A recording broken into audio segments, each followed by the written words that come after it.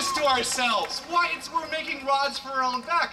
You have a system over here, VTA, is about to put a 2.3-mile extension on this little box, the white box that goes around on the tracks. You sit next to people you don't know and get dropped off nowhere close to where you want to be, that thing. They're going to extend it 2.3 miles. It's okay at the small price of $334 million, a third of $1 billion. I have a professor who happens to be a city councilman, I'm not going to say which one, but he is also on a board with VTA, and we get to talk to some people. We had the chief lobbyist of VTA, their only lobbyist, who goes to Washington and Sacramento to finance their system, because in case you didn't know, about half of it is funded outside of the county. People in LA and San Francisco are paying for it, as well as people in Florida and New York for your buses. Sorry, it's just the way it is. And does that seem moral? Does that seem moral to anyone here? Sorry, if we can get a baseline? Thank you. So I asked him, I said, you know what? You're talking about creating transfer people, taking money away from people, and then giving it back to them in the form of something that's stationary. Oh, that's sorry, not stationary, but it doesn't move. You can't take that track elsewhere if you wanted to go a little bit off from that destination on the track. You could buy 67 miles of brand new American Ford Fiesta sticker price. 67 miles of them. 24,500 cars for a 30-minute walk, a nice summer's day jog. And guess what? This thing all needs maintenance. It needs subsidization to the end of time. And so I asked the professor, who happens to be a city councilman, if the city of San Jose and VTA is still going to spend money on it. And he said, which I thought was incredibly interesting, no. It's slated to be developed at the end of this year. It won't get underway, he said, because it's too expensive. We figured out, after years, that light rail is not economically cost efficient.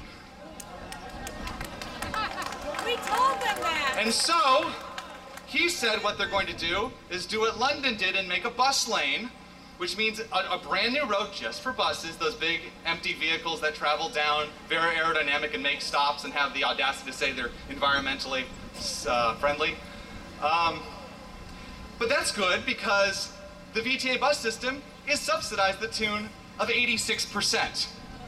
Only 14% of the fees are paid by riders.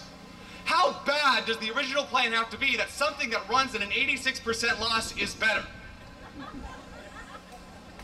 This is the caliber of people that run this system that we call home, that we call the United States of America. They're not the best and the brightest. I'm sure they mean well, and it pains me to say that. But this is ridiculous. I saw it done by a guy on YouTube called 10,000 Pennies. He's a fantastic channel. He does everything analogies, and he does one with shot glass with regard to the deficit, which we were just talking about.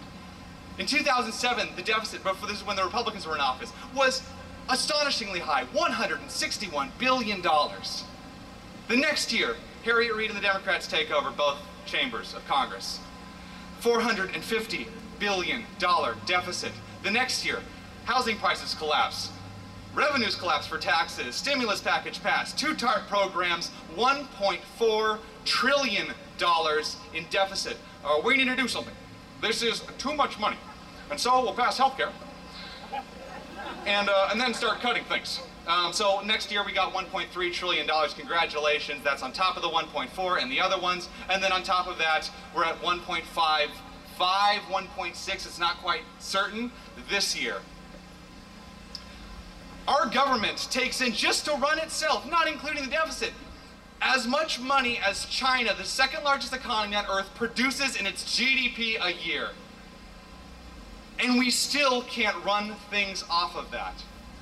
This is putting me into debt. I had no part in this.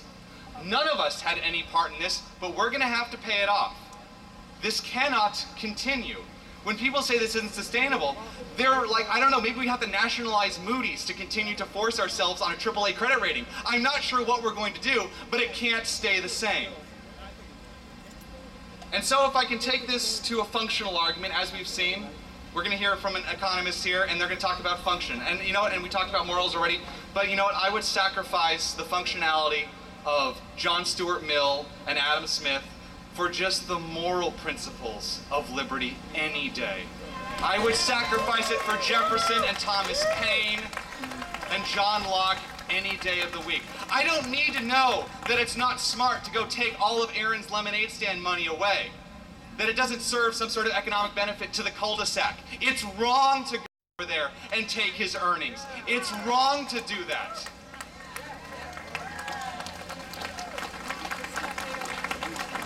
And so, I guess I'll wrap up on this last point. And if you have to remember one thing from what I've said here, all the goofy numbers and whatever, and all the goofy examples of Italian sports cars to Mexico, it's a gift, it's sort of a gift of argument to y'all. We heard at the beginning when you said, you know, are we greedy? Are we this? I would argue that our movement and what we stand for is probably some of the most selfless ideals that we could possibly hold to. And I'm going to do a thought experiment. You don't have to answer back. This is all rhetorical. How much do you know about your parents?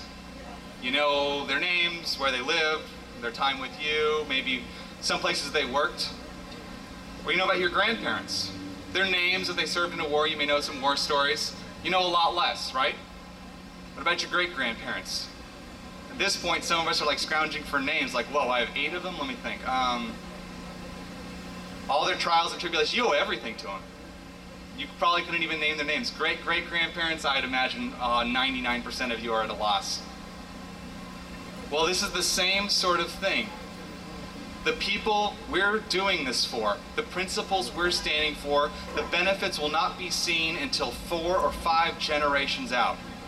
They won't even know our names, and they will owe everything to you, your very own kin.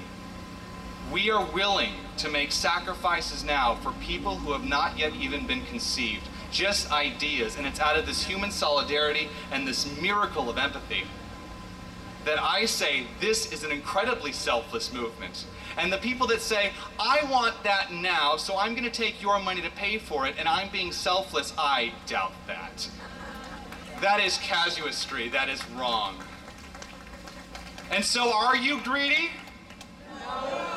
However, it is not wrong, and never let yourself be persuaded, because this is fallacy on the greatest argumentative level.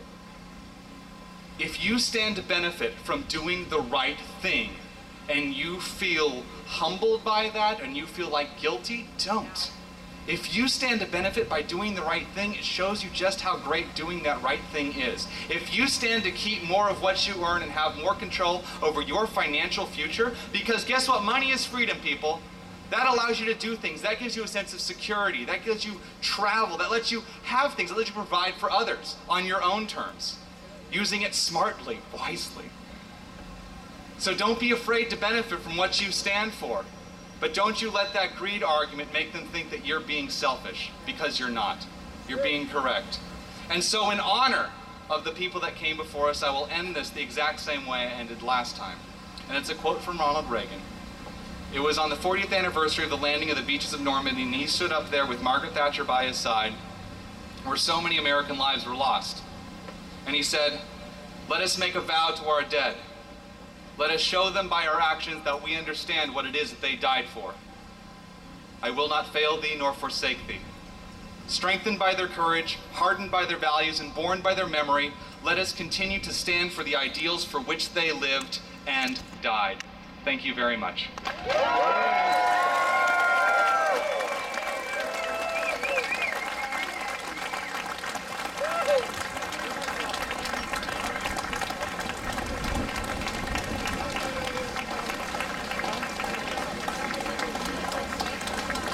Ladies and gentlemen, Aaron Neighbour, we have to hope that there are more like him in the next generations coming up today.